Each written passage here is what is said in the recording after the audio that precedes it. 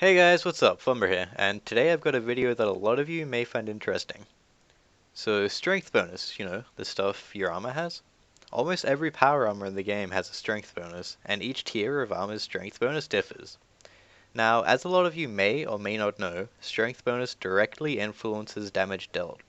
How this works is strength bonus adds to your ability damage and auto attack damage. Each tier of item has a different strength bonus value, which is what determines how much damage an item will do. Strength bonus is more valuable with lower tiered weapons and lower stats, and less valuable with higher tiered weapons and higher stats. So yes, that means the difference one strength bonus will have will mean less if your stats are boosted. It's pretty insignificant though. So let's look at how important the strength bonus actually is. For this example, I'm going to be using a tier 90 weapon, and I'm going to be using a Supreme Overload, because in most situations you'd be using similar stuff. A tier 90 weapon has a base ability damage of 1666 with no strength bonuses or overload.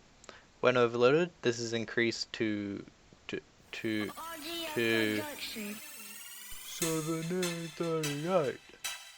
So then we look at the ability damage with X amount of strength bonus on. In this case, I'm going to be using best in slot gear, so that gives me a base of 2011 without boosts and 2083 with a Supreme Overload.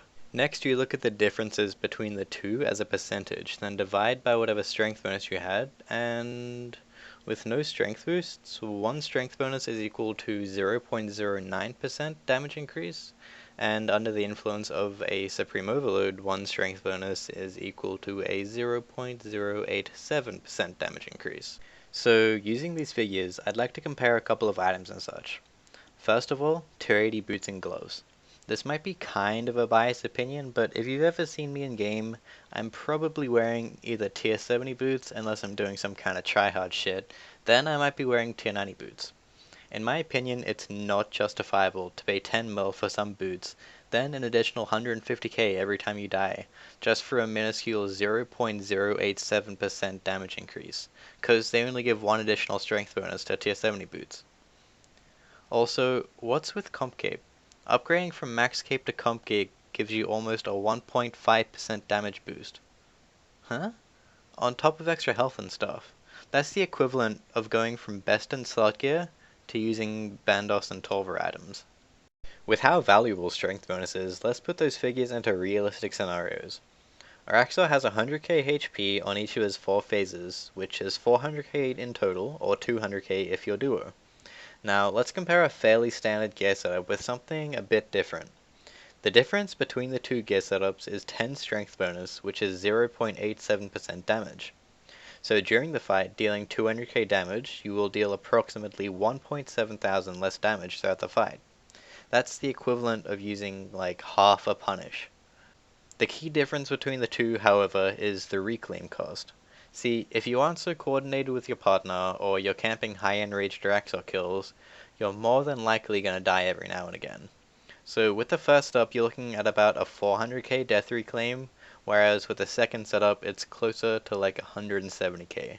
In the end, it comes down to what you value more, deeps or jeeps.